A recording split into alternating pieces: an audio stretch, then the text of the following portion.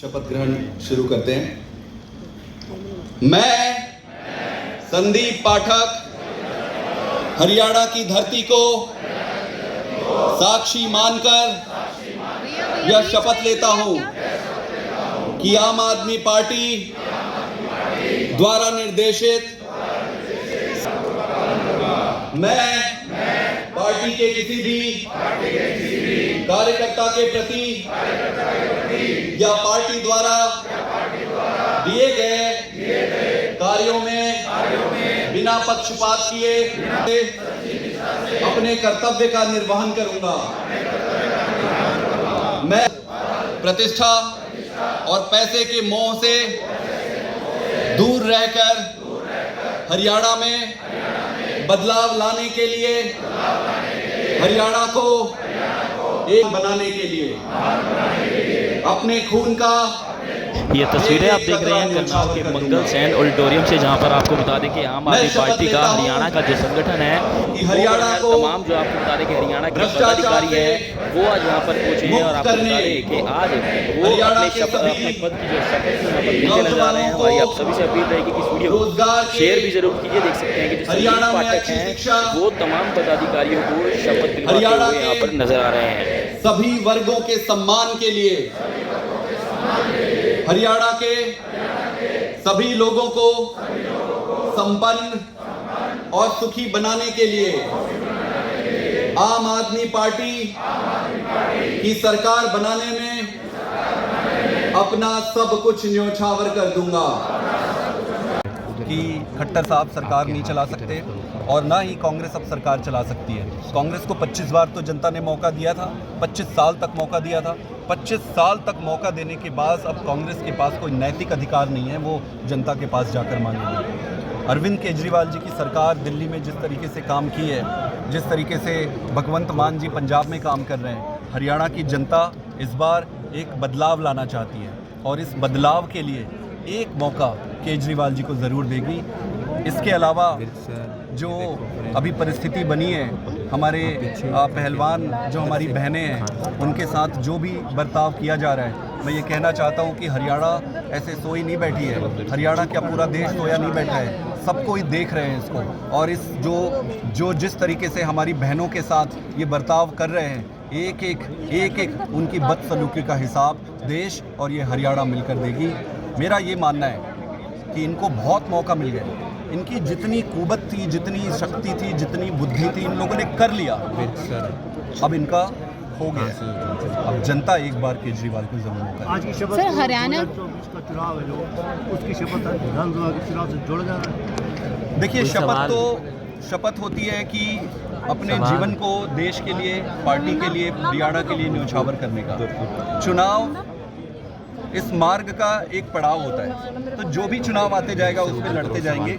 महत्वपूर्ण मुद्दा ये नहीं है कि कौन सा चुनाव है, महत्वपूर्ण मुद्दा ये है कि इन दोनों पार्टियों ने खूब लूट मचाई है, अब इनको भगाना है। सर हरियाणा के अंदर आम आदमी पार्टी ने नया संगठन शुरू किया और सीएम सिटी के अंदर, और आज भी शपथ ग्रहण सीएम सिटी के अंदर है, तो क्या बड़ा कारण है कि या फिर 2024 का ये आगाज है?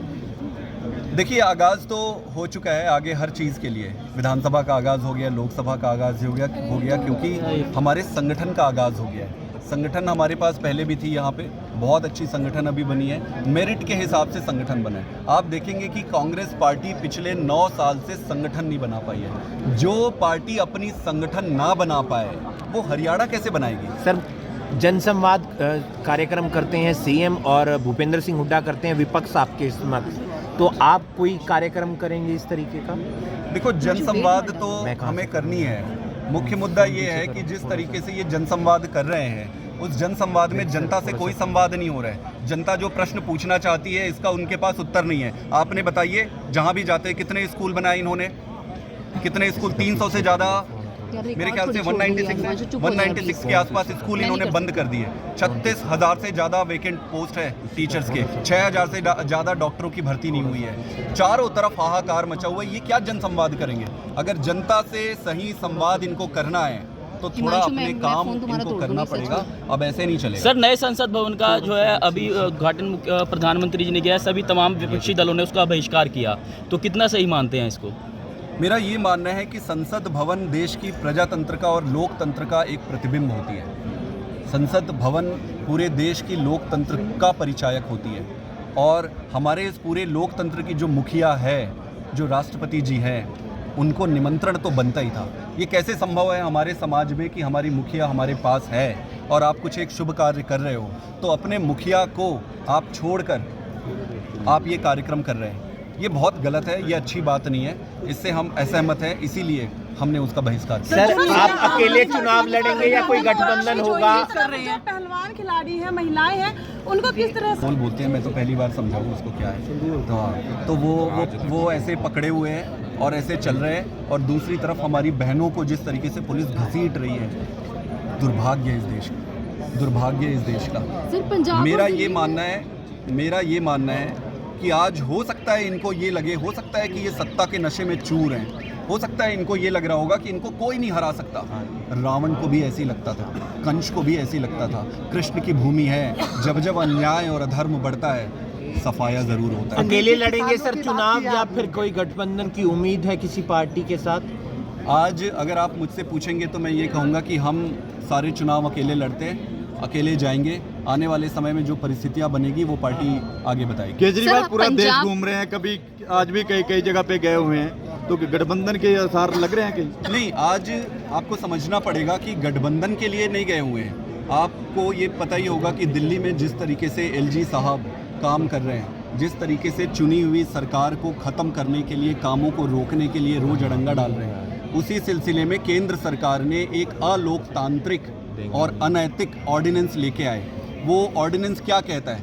ऑर्डिनेंस ये कहता है कि जनता ने जो मर्जी चुना हो, जनता ने जिसको मर्जी चुना हो, सरकार तो बीजेपी चलाएगी। वो ऑर्डिनेंस ये कहती है। इस ऑर्डिनेंस को एक तरीके से गिराया जा सकता है अगर राज्यसभा में सारे विपक्षी दल समर्थन दे तो। कर्ज में दबकर, कर्ज चारों तरफ फैला हुआ है। पानी की पाइपलाइन लेने के लिए या जो कनेक्शन पंप जो लगाते हैं, वो नए कनेक्शन ट्यूबवेल का इन्होंने बंद कर दिया है। भाई धान की फसल है, धान को पानी चाहिए। पानी अगर आप है कि जैसे ही हरियाणा में सरकार बनेगी, पंजाब में भी हमारी सरकार है, पंजाब में हरियाणा की सरकार बनके इस समस्या का समाधान कर लेगी।